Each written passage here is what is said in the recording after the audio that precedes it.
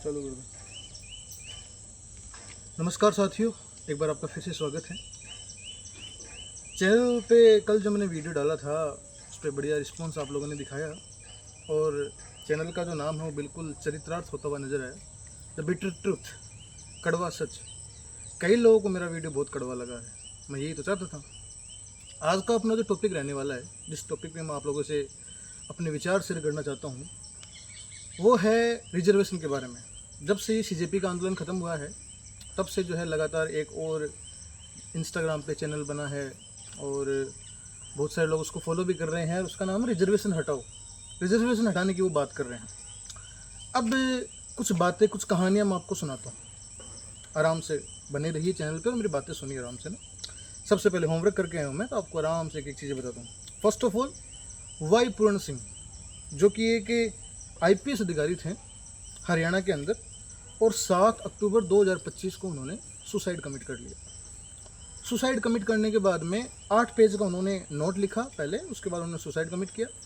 और 8 पेज के उस नोट में उन्होंने बताया कि कैसे उनके जो सीनियर अधिकारी थे वो उनके ऊपर डिस्क्रिमिनेशन का उन्होंने चार्ज लगाया है, मतलब वो भी कास्ट बेस्ड, यानी कि जाति के आधार पर भेदभाव। एक कहानी और दलित समाज के बारे में ये कहानी है कि उड़ीसा के अंदर जो है एक कोई स्कूल है जहाँ पे मिड डे मील बनाने के लिए एक दलित महिला को हायर किया गया, और जब से दलित महिला को हायर किया गया तब से वो पूरा सेंटर बंद पड़ा है। 42 बच्चे जो है उन्होंने स्कूल में आना बंद कर दिया। कारण क्या रहा? कारण ये रहा कि वो जो महिला थी वो दलित कास्ट से बिलोंग करती है, एंड दैट इज़ वाई वहाँ के जो बच्चे हैं, उनके जो पेरेंट्स हैं, वो उनको सिखा रहे हैं कि अपन जो है वो इस महिला के हाथ का बना हुआ खाना नहीं खा सकते।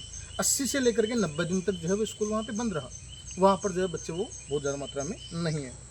एक और आपको बताता हूँ, मुंगेगर कमेटी की कहानी। यहाँ पे जो है फिजियोलॉजी की एग्ज़ाम थी 2012 में, और वहाँ पर जो है ऐसा हुआ कि कुछ टीचर्स थे, उन्होंने जाति को टारगेट करके जो है बच्चों को कम मार्क्स दिए। बाद में हालांकि इसकी जांच हुई, कोर्ट ने आदेश दिए, और तब ये बात क्लियर हो गई कि वास्तव में ऐसा हुआ कि जाति को नोट करके और बाद में उनको जो है कम नंबर दिए गए। और घटनाएँ सुन लीजिए। जालोर के अंदर जो है मटका कांड जो हुआ था, आप सबको पता ही होगा कि एक दलित छात्र जो है उसने टीचर के मटके को छू लिया जो ऊंची जाति से बिलोंग करता है, एंड दैट इज़ वाई ऐसा हुआ कि उस बच्चे की इतनी पिटाई की गई कि वो अपनी जान से हाथ धो बैठा। मंदिरों में भेदभाव देख लीजिए आप लोग। रोज़ आप अखबार उठा करके पढ़िए, आपको वहाँ पर बहुत सारे ऐड मिल जाएंगे, और उस ऐड में मंदिरों में पुजारियों की व्यवस्था होती है, तो उसमें जो है आपको सबसे ज़्यादा क्या देखने को मिलेगा कि मंदिरों में पुजारी की पोस्ट के लिए अगले बाकायदा नोट डालते हैं कि SC ST के व्यक्ति नहीं होने चाहिए, जनरल कास्ट के ही व्यक्ति चलेंगे। SC ST के व्यक्ति किस लिए चाहिए? मंदिर में साफ़ सफाई का काम करने के लिए। वो भी बाहर, मोस्टली तो मंदिर में अलाउड ही नहीं करते। इसके अलावा शादियों की बात करता हूँ मैं। जो इंटरकास्ट मैरिज होती है, अंतरजातीय विवाह, वो सबसे ज़्यादा इंपॉर्टेंट मैं मानता हूँ। पर्सनल व्यू है मेरा, अपना खुद का पॉइंट ऑफ व्यू है कि अगर जातिगत व्यवस्था को ख़त्म करना है तो इसका सबसे अच्छा जो काम हो सकता है वो है अंतरजातीय विवाह। लेकिन एक भी केस आपको ऐसा मोस्टली देखने को नहीं मिलेगा आज के समाज में जहाँ पर ब्राह्मण जो आदमी है वो अपनी बेटे की शादी जो है वो किसी मतलब SC कास्ट में कर दें।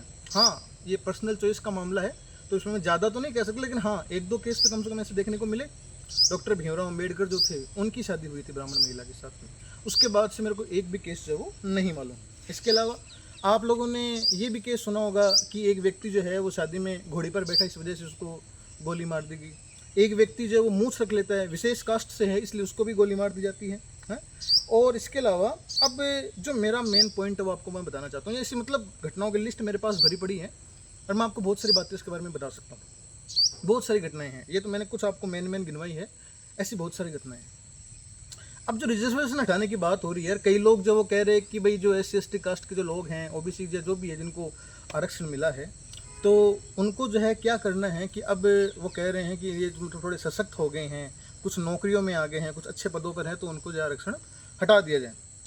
तो महोदय, आपको इस बात को समझना पड़ेगा कि जब SC ST को इनको जब आरक्षण दिया गया था तो इनको आरक्षण जो है वो फाइनेंशियल स्टेटस के बेस पे नहीं दिया गया था, बल्कि अवसरों की समानता प्राप्त करने के लिए। यानी कि ये जो लोग थे इनको समाज में बराबर की भूमिका नहीं दी जा रही थी, इसलिए इनको जो है दिया गया था रिजर्वेशन। EWS आप लोगों ने सुना होगा, जनरल कैटेगरी लोगों को मिलता आरक्षण। तो EWS का मतलब हो गया ऐसे लोग जो जनरल कास्ट में हैं लेकिन आर्थिक रूप से मतलब संपन्न नहीं है, आर्थिक रूप से वो संपन्न नहीं है, तो उनके लिए जो EWS का आरक्षण लगाया गया था ताकि वो जो है थोड़ी सी समाज की मेन स्ट्रीम में आ सकें। लेकिन आप लोग मुझे एक बात बताइए, क्या आप लोगों ने कभी सुना कि कोई ब्राह्मण जो गरीब है इसलिए जो है उसके ऊपर पेशाब कर दिया गया? कोई ब्राह्मण गरीब है इसलिए जो है घोड़े पर बैठने की वजह से उसके ऊपर गोली चला दी गई? कोई ब्राह्मण है, कोई राजपूत है जनरल कैटेगरी से, है ना, तो वो जो है घोड़े पर बैठता है तो उसके ऊपर गोली चला दी जाए, मूछ रख ले इसलिए उसके ऊपर गोली चला दी जाए?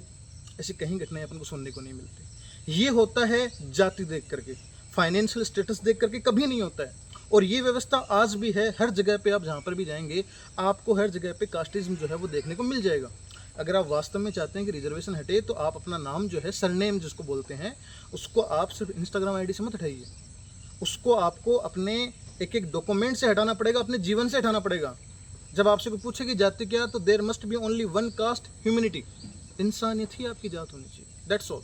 इतना अगर आप लोग कर लोगे तब तो कोई दिक्कत आएगी नहीं। लेकिन अगर आप लोग जो है जाति बता करके अपनी प्राउड महसूस करते हैं, अगर आपने अपनी बाइक पे, अपनी गाड़ियों पे जाति लिखवा रखी है, मतलब आप कहीं ना कहीं अपनी जाति पे प्राउड कर रहे हैं। और अपनी जाति पे प्राउड करने का मतलब है कि दूसरी जाति जो है उसको थोड़ा सा नीचे समझना, उसको कमतर आंकना। और यहीं तो गलती होती है, यहीं से शुरुआत होती है कास्टिज्म की। अगर तुम में से कोई कहते हैं सर हम तो उनके घर पे जाते भी हैं, हम तो उनके यहाँ त्योहारों में जाते हैं, खाना खाते हैं, तो उनके किनके, ये बोल करके भी आप अपने आप को कास्टिज्म को आप लोग ये समझ लीजिए कि एक तरीके से प्रमोट कर रहे हैं। समझ रहे हैं मेरी बात को? तो इसलिए अभी भी रिजर्वेशन की ज़रूरत है, और रिजर्वेशन जो है वो नहीं हटा सकते, सीधी सी बात। ये तो थी आप लोगों को समझाने के लिए। दूसरी बात, अब अगर आप फिर भी कहते हैं कि कई अंधभक्त हैं, पिछले वाले मेरा जो वीडियो था उस पर कई लोग आए, कमेंट्स में मैंने देखा तो काफ़ी ज़्यादा जो है लोग जो है वो कमेंट कर रहे हैं, तो उनमें जो है कई अंधभक्त ऐसे हैं जिनके अंधभक्ति का जो चश्मा है वो ऐसा ही है कि इतनी आसानी से उतरने वाला है नहीं। उनको समझाना भी बेकार ही होता है एक तरीके से। लेकिन फिर भी मैं आपको ये बात बताता हूँ कि अगर आप फिर भी अभी मेरी इतनी बातों से नहीं समझ पाते हैं जो मैं आपको बताना चाहता हूँ, तो बड़ा सिंपल सा सिस्टम है बाद में। और वो क्या है कि एक बार पहले भी जो है आरक्षण हटाने की बात हुई थी, और जब आरक्षण हटाने की बात हुई तो उस समय कैसे सरकार को झुकना पड़ा था, है ना? तो दोबारा से आंदोलन हो सकता है। सभी लोग अभी भी जीवित हैं, SC ST वाले मरे नहीं हैं यहाँ पे इंडिया में, जीवित हैं और जागरूक हैं, अपने अधिकारों को जानते हैं। आज ही बात समझ, बाबा साहब अम्बेडकर की बदौलत जो है अब उन्हें हर एक चीज़ में बराबर का अधिकार मिला हुआ है। अब इसलिए वो ऐसी बात नहीं है कि रिजर्वेशन का फ़ायदा नहीं हुआ है, बहुत फ़ायदा मिला है, लेकिन अभी भी बाकी है। ऐसी बहुत सारी घटनाएं रोज़ के न्यूज़पेपर में एक न एक आपको जो है इस प्रकार की घटना देखने को मिल ही जाएगी जहाँ पर जातिगत रूप से भेदभाव होता है। तो इसलिए ऐसा होना है अब कि अगर आप लोग रिजर्वेशन फिर भी हटाने की मांग करते हैं, कई रैलियाँ वगैरह चल रही है, कई चीज़ें ऐसे मैं देखता हूँ। कल मेरे गाँव से एक रैली निकली है ना, UGC आंदोलन में वापस लेने की बात हो रही है, तो ये सब जो है वो समानता लाने के लिए किया जा रहा है। अगर आप जो है इनमें भी इस प्रकार से ब्राह्मणवाद को बढ़ावा देने की बात करते हैं, या इसको ये जो आपकी रिजर्वेशन है इसको उठाने की बात करते हैं, तो मैं आपको बता दूं कि रिजर्वेशन किसी भी कीमत पर नहीं हटेगा। मैं और मेरे जैसे बहुत सारे जागरूक लोग जो है वो इसको किसी भी कीमत पर नहीं हटने देंगे, चाहे इसके लिए पूरी सरकार को ही क्यों ना झुकाना पड़े। बाकी आप लोग समझदार हैं। जय हिंद, धन्यवाद।